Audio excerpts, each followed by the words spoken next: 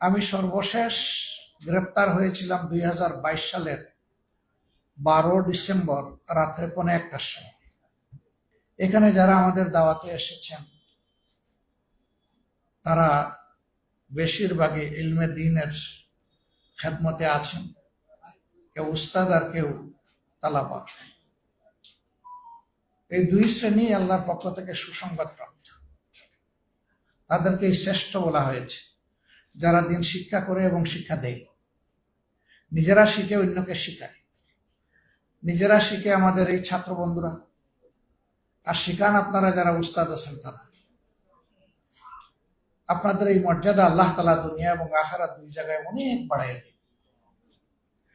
দিনের শিক্ষার যত প্রসার হবে, দুনিয়ার জমিন থেকে অন্ধকার তত বেশি দূর হবে, জুলমাত দূর হবে। দিনের শিক্ষা যখন সংকুচিত হয়ে আসবে, জুলমাত তখন বেড়ে যাবে।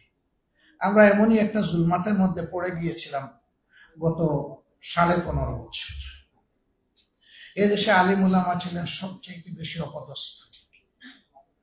দফায় দফায় আলিম উলামা দিয়ে বাংলাদেশের জেলকে পূর্ণ করা হয়েছে। দাগি, খুনি, রাহাজানির নায়ক, ধর্ষক, চোর, বাটপার, লুটেরা তারা বুক ফুলে দাপিয়ে বেড়াতো বাংলাদেশের রাজপথে। আর আলিম উলামা যারা মানুষকে সংশোধন করবেন, সমাজের ইসলাহ করবেন, তাদেরকে রাখা হয়েছে জেলে। আমি সর্বশেষ গ্রেপ্তার হয়েছিলাম 2022 সালের 12 ডিসেম্বর রাত্রে 1:15টার সময়। সিটিটিসির মেহমান হিসাবে ছিলাম 13 দিন। সেখানে আয়নাগরে আমাকে রাখে নাই, কিন্তু আয়নাগর আমি দেখেছি। বহু আলিম উলামা, বহু দিনদার মুসলমান, কেউ 14 মাস, কেউ 10 মাস, কেউ 8 মাস, মিনিমাম পেয়েছিলাম 2.5 মাস, তাদেরকে এখানে রাখা হয়েছে।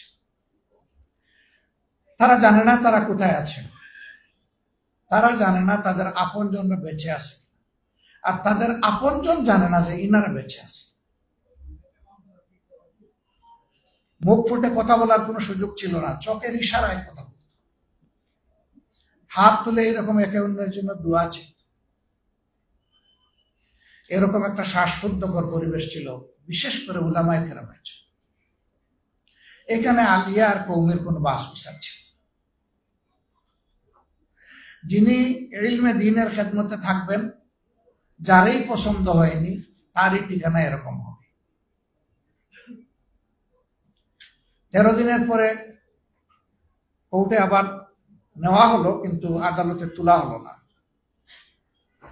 যে গাড়িতে আমাকে নেওয়া হয়েছিল মনে হয়েছে দুর্দর্শ কোনো সন্ত্রাসীকে গ্রেপ্তার করা হয়েছে। সোয়াত, র্যাব, এপিবিএন, পুলিশ, 4টা বাহিনীর শতাধিক ফোর্স দিয়ে আমাকে ঘেরাও করে আদালতে নেওয়া হয়। কি মনে করে আর না তুলে আমাকে নিয়ে গেল কেরানীগঞ্জের কেন্দ্রীয় কারাগারে। 5 দিন সেখানে থাকার পরে আমাকে স্থানান্তর করা হলো কাশিমপুর হাই সিকিউরিটি নামে যে জেলটার কথা আপনারা শুনেন, বাংলাদেশের নিকৃষ্টতম দুনিয়ার ছোট্ট জাহান্নামে। এর চাইতে খারাপ কোনো জেল বাংলাদেশে নাই। নেওয়ার সময় গাড়িতে আমরা 38 জন মানুষ ছিলাম।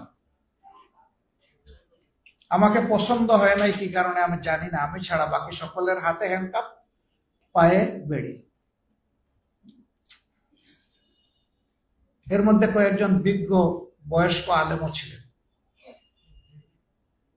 একজন আমাকে বললেন, আমি প্রথম দিন আপনার জন্য কিছু হাদিয়া পাঠিয়েছিলাম, আপনি কি পেয়েছিলেন? আমি বললাম, আল্লাহু আকবার, আপনি তাহলে আল্লাহ সেই ফেরেশতা।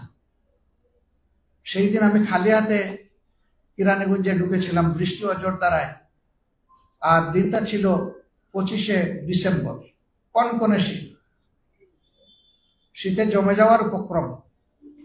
আমি সেলে ঢুকার 1 ঘন্টার ভিতরে একজন আইসা বলল, একজন বড় উস্তাদের নাম, যে উনি এটা হাদিয়া পাঠিয়েছেন আপনার জন্য। আমি পরে এসে বলবো, বলেই সে চলে গেল। আমি আলহামদুলিল্লাহ করলাম, খুলে দেখলাম আমার জন্য ওই সময় যা প্রয়োজন সব এখানে পাঠানো হয়েছে। আল্লাহ, আমি মনে মনে আল্লাহর এই বান্দার শুকরিয়া আদায়ের অপেক্ষা করছি।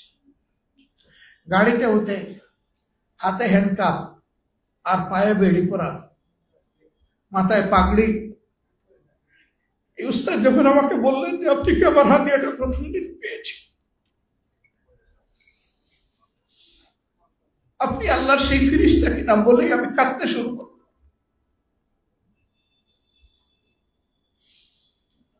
আমার যদি শক্তি থাকতো ওনার পায়ের বেড়ি এনে আমার পায়ে লাগাইতাম, হাতের হ্যান্ডকাপ এনে আমার হাতে পরাতাম। ওই বাসে বসে বসেই শুনলাম উনি দেশের বিভিন্ন জায়গায় 22টা মাদ্রাসা নিজের উদ্যোগে গড়ে তুলেছেন এবং তিনি শুধু যাত্রাবাড়ি এলাকায় তার মাদ্রাসায় 8 থেকে 8,500 ছাত্রের অভিভাবক। বড় আফসোস হল, আহারে এই মানুষগুলা তো এই জমিনের গুনাহগারদের জন্য দোয়া হালতে তারা থাকবেন, তাদেরকে মুক্ত থাকার কথা ছিল। আমি ভাবলাম যে এই যে তিনি আমাকে ঋণী করলেন, এই ঋণ আমি পরিশোধ করবো। আমি তাকে চিনতাম, তার নামটাও শুনি নাই, জীবনে কোনোদিন দেখি নাই, মুলাকাত করি নাই, সালাম বিনিময় হয় নাই। তিনি কেমনে বুঝলেন যে আমার এইগুলা প্রয়োজন? আমি তাকে জিজ্ঞেস করলাম, ভাই আপনি কেমনে বুঝলেন যে আমার এগুলা লাগবে? বলে যে আপনাকে যখন নিয়ে যাচ্ছিল তখন আমি তীর্যক দৃষ্টি দিয়ে আপনার দিকে তাকাচ্ছিলাম, আমার মনে হয়েছে যে আপনি এইভাবেই ডুবছেন, আপনার আর কোনো সাপোর্ট নেই। পরের দিন আমার জন্য জেল কর্তৃপক্ষের কিছু জিনিস এবং বাইরে থেকে কিছু জিনিস কিনেছে। ওই রাত্রেই তো আমি বরফ হয়ে যেত। আমি বিশ্বাস করি এটা আমার জন্য নয়, আল্লাহর এই বান্দা এই কাজটা করেছেন মহান আল্লাহর জন্য। এরকম যদি মানুষের মধ্যে ভালোবাসার একটা পরিবেশ আমরা তৈরি করতে পারি, আল্লাহর এই জমিন আল্লাহর রহমতে ভরে যাবে ইনশাআল্লাহ। যেখানে মানুষ মানুষকে ভালোবাসবে এবং সম্মান করবে। আল্লাহর কোরআন, পবিত্র কোরআন কালামুল্লাহ, সেই শিক্ষাটাই পরতে পরতে মানব জাতিকে দিয়েছে। কিন্তু কপাল পোড়া মানব জাতি আল্লাহ তাআলার এই নিয়ামত থেকে বিমুখ হয়ে উল্টা দিকে দৌড়ানোর কারণেই দুনিয়ায় আজকে তামাম লাঞ্ছনা এবং অপদস্থতা আমাদের ঘাড়ে চেপেছে, বিশেষ করে উম্মতে মুসলিমান। বাংলাদেশ বলা হয় 91% মুসলমানের দেশ। যারা মুসলমান না তারাও আল্লাহর বান্দা, তারাও আশরাফুল মাখলুকাতের বংশ। তাদের দিনদারি, তার ঈমান, তার আকীদার জন্য সে আল্লাহর দরবারে দায়বদ্ধ। ইন্না ইলাইনা ইয়াবাহুম সুম্মা ইন্না আলাইনা হিসাব। তোমাদের সবাইকে আমার দিকেই ফিরে আসতে হবে, আর সেই দিন তোমাদের উপরে, তাদের উপরে আমার কর্তৃত্ব হবে, তাদের কাছ থেকে হিসাব চুকে নেওয়া। এই হিসাবে কারো অংশীদারিত্বের প্রয়োজন আমার হবে না, কিন্তু মানুষ হিসাবে আমরা সকলের জন্য কল্যাণ কামনা করব। একই সমাজে সহনশীলতা এবং সমমর্যাদার ভিত্তিতে আমরা বসবাস করি, তাহলে কোন শ্রেণী, গোষ্ঠী, ধর্মীয় সম্প্রদায় আতঙ্কে থাকবে না। আলহামদুলিল্লাহ 15.5 বছরের জ্বালাতন নির্যাতনের পরে এবার যে পরিবর্তন 5 আগস্ট হলো, আপনারা সাক্ষী। এই দেশের উলামায়ে কেরাম, মাদ্রাসার ছাত্র, বাংলাদেশ জামাতে ইসলামী, ইসলামী ছাত্র শিবির বিশেষভাবে সকল ধর্মের মানুষের নিরাপত্তার দায়িত্ব এই জমিনে পালন করেছে। কেন? আমরা আল্লাহকে ভয় করি, দেশ এবং দেশের মানুষকে ভালোবাসি। এই জন্য আমরা চাইনি যে আমাদের দেশে কেউ বিপর্যয় সৃষ্টি করুক। যা হতে পারত, আল্লাহু আকবার, তার কিছুই হয়নি। তারপরেও চিটাপুটা যা হয়েছে তার 99% কারণ হচ্ছে রাজনৈতিক, এটা ধর্মীয় নয়। এই 1% যেটা হয়েছে ওইটাও আমরা সমর্থন করি না। আইন কারণ নিজের হাতে তুলে নেওয়া সঠিক নয়, তাহলে সমাজে কোনো শৃঙ্খলা ফিরে আসবে না। এ রমাদান আল্লাহ তাআলা আমাদেরকে দিয়েছেন আমাদের গুনাহ খাতা পড়াইয়া সাই করার জন্য। আল্লাহর হাবিব উঠে দাঁড়িয়েছেন, মিম্বরে যাচ্ছেন, আল্লাহুম্মা আমিন, আল্লাহুম্মা আমিন, আল্লাহুম্মা আমিন বলে বলে। হয় তিনি জিজ্ঞেস করেছেন অথবা উপস্থিত সাহাবায়ে কেরাম তার কাছ থেকে জানতে চেয়েছেন, হে আল্লাহর হাবিব, এমনটি তো আর কোনোদিন করেন নাই, আজকে এই 3 বার আল্লাহুম্মা আমিন বলতে বলতে কেন যাচ্ছে? তিনি বললেন যে জিবরিল আমিন এসে 3টা কথা বলেছেন, 3টা দোয়া করেছেন, আমি তার সাথে সুর মিলিয়েছি। যারা জীবনে রমজান পেল আর নিজের গুনাহ খাতা পুড়াইয়া ছাই করতে পারলো না, আল্লাহর শ্রেষ্ঠ ফেরেশতা জিবরিল বললেন সে ধ্বংস। আমি বললাম আমি। যে মা বাপ 2জনকেই পেল বৃদ্ধ বয়সে, বা কমপক্ষে 1জন পেল, কিন্তু তাদের মন করে খেদমতের মাধ্যমে নিজের জান্নাত সহজ করে নিতে পারলো না, আমি বললাম সে ধ্বংস হোক। জিবরিল বললেন সে ধ্বংস হোক। আমি বললাম আমি। তিনি বললেন জমিনের উপরে এবং আসমানের নিচে সবচেয়ে বড় নিয়ামত সৃষ্টির মধ্যে যিনি, হে নবী, আপনার নাম শোনার সাথে সাথে যে আপনার উপরে সম্মান দেখে দুরূদ পেশ করলো না, সে ধ্বংস হোক। আমি বললাম আমি। তাইলে এই রমজান কি সুখবার্তা, আনন্দের বার্তা আমাদেরকে নিয়ে এসেছে।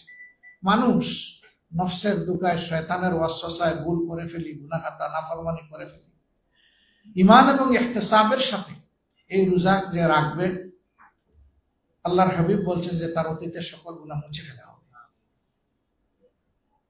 এবারকার এই রমজান যেন আমাদের জন্য এই বার্তা নিয়ে আসে।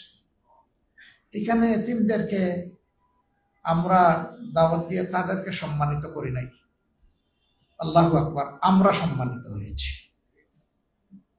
আল্লাহর হাবিব মুহাম্মদুর রাসূলুল্লাহ সাল্লাল্লাহু আলাইহি সাল্লাম আঙ্গুলের সাথে আঙ্গুল চেপে যেটা বলেছিলেন, এইটাই আমাদের আবেগ, যে জান্নাতে আমি আর আমার এতিমরা এরকম। আল্লাহু আকবার। তিনি বলেছিলেন আমিও এতিম। 3টা এতিম হয়ে দুনিয়ায় আসে। জন্মের আগেই তো পিতা চলে গেলেন। এই এতিমকে ভালোবাসা, সম্মান করা, এটা আমাদের ঈমানের অংশ। এটা সৌভাগ্যের ব্যাপার, এটা সবার কিসমতে হয় না।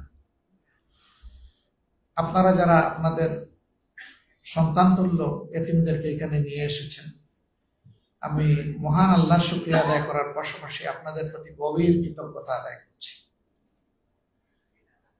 আমরা গিয়ে গিয়ে আপনাদের মাদ্রাসাগুলোতে ঘুরে ঘুরে যদি তাদের একটু মাথায় চুমু দিতে পারতাম, বড় ভালো লাগতো। সেটা সহজ করে দিয়েছেন আপনারা এখানে আসার মাধ্যমে। এর বিনিময়ে আপনাদেরকে এবং এই আইতাম বন্ধুদেরকে আল্লাহ তাআলা দুনিয়া এবং আখিরাত 2 জায়গায় ইজ্জত বাড়িয়ে দেন। আল্লাহ তাআলা আমাদের জমিনের উপরে রহমত নাজিল করুন, বাংলাদেশের উপরে শান্তির ফয়সালা দান করুন। দিন কায়েমের জন্য আমাদেরকে একদম কলবের সাথে কলব মিলিয়ে উখওয়াত, উলফত এবং মহব্বত আল্লাহ তাআলা আমাদের মধ্যে বেশি বেশি করে দান করুন। হিংসার শেষ চিহ্ন আল্লাহ তাআলা আমাদের মধ্য থেকে খতম করে দিন। বিনয়ের বিপরীতে অহংকার, এই নাফাকি থেকে আল্লাহ তাআলার কাছে শতভাগ আশ্রয় চাই। আল্লাহ বিনয় দিয়ে আমাদের কলবকে পরিপূর্ণ করে দিন। সাংবাদিক বন্ধুরা যারা এসেছেন আমাদের প্রেস কভার করার জন্য, আল্লাহর দরবারে দোয়া করি সত্যকে ধারণ করার জন্য আপনাদের অন্তরকে আল্লাহ তাআলা খুলে দিন। সত্যের উপর অবিচল থাকার তৌফিক দান করুন। সমাজের কল্যাণে আপনাদেরকে দায়িত্বশীল ভূমিকা পালন করার তৌফিক দান করুন। কালোকে কালো বলে ধরিয়ে দিয়ে তাকে সংশোধনের জন্য আপনারা যাতে দায়িত্ব পালন করতে পারেন, সেই শক্তি আল্লাহ আপনাদেরকে দান করুন। আবার কারো ভালো দিক থাকলে সেই ভালো দিকটা সমাজে তুলে ধরে যাতে জনগণ ভালো কাজে উৎসাহিত হয়, সেই জন্য আল্লাহ তাআলা আপনাদের জবান, আপনাদের তাল এবং আপনাদের হাতকে আল্লাহ তাআলা আরো মজবুত করে দিন। আবারও সবার প্রতি শুকরিয়া আদায় করে, সর্বোপরি মহান আল্লাহ তাআলার দরবারে শুকরিয়া আদায় করে আমার কথা এখানেই শেষ করছি।